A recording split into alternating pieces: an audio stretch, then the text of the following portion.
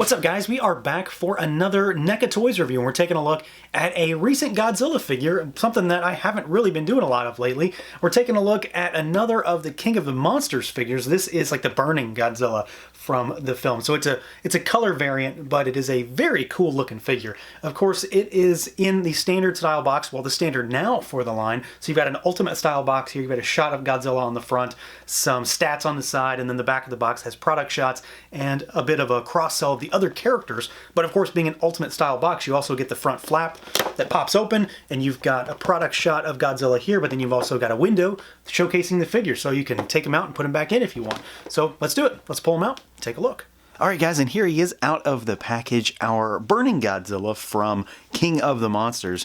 And this is a figure that, honestly, I wasn't really sure that I was going to be getting. And then, well, I saw him in store at Target, and I just had to get him. He's a big, translucent red Godzilla with a bunch of pretty fantastic orange paint applications, so I kind of had to get him. He is, of course, kind of a retread of a figure we've already seen, so just the Godzilla King of the Monsters version of Godzilla. And this is, what, the third one that we've gotten so far? Because there's an Atomic Breath version too, right? I don't have that one. And yeah, so it's familiar territory, but he looks, I mean, this is all about the looks. Let's be real. This is all about looks. It's all about cool factor, goofiness factor, and just, I mean, look at the spines on this guy. It's really cool. That's really what it comes down to. I think he looks cool. As far as articulation goes, he is definitely kind of limited, and so was that original figure. It's not to be, a surprise here. So you've got an articulated jaw that goes up and down a little bit. The head can swivel. It doesn't really have much in the way of up or down, though. A little bit, but we'll call it basically nothing. The arms go out only about that far. They are pretty restrictive at the shoulder. You've got a single hinge at the elbow. Gives you about 90 degrees, and then he does rotate there. You've also got rotation, and you've got hinges at the wrists, which is an improvement from older Godzillas because a lot of the times they used to just have ball pegs. He has a waist, if you want to call it that, waist twist, and it works pretty well. You get to the point where it's almost unnatural for Godzilla. He moves almost a little too far in some ways, but it does work. The legs, they don't really go out. They basically just rotate. You can't really do a whole lot as far as spreading his legs outward, but they can rotate and then they twist as well. You can go full rotation if you want to get crazy with it. You've got rotation at the knee, but it's not full rotation, and then you've got a single joint here. And mine are really, really tight, but you can see there, they're pretty tight, but they do work pretty well for such a big figure. And one thing to keep in mind is that you might have to heat this guy up. The instructions even tell you to. Instructions on an action figure. They even tell you to when it comes to the tail.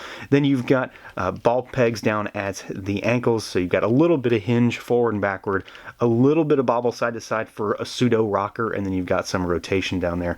The tail is a fully segmented piece, so it's not one of the older style rubbery pieces. So you've got, basically you can get him to go upwards only about that far, and then it goes side to side about this far. So it's pretty decent. It does give a pretty good range of motion, and then all of these segments will also rotate as well, so you can kind of give it a little bit more flair and life when it comes to that. I prefer this to the older big wired pieces that they used to have. I think this just works a little better, and it looks better to me as well. Now, articulation aside, this guy, I mean, I've already said it, he's all about the looks. That is what this figure's about. There's really no room for debate on that aspect for me. You buy this guy because you want the way he looks.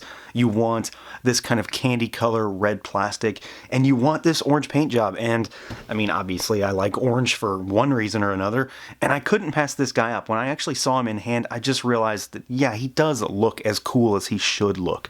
He definitely is a repaint, but that's not really a big deal. I mean, that's, how else are you going to get this figure? You're going to have to get a repaint in order for them to make this, so it's not a negative. It's just, that's what it is.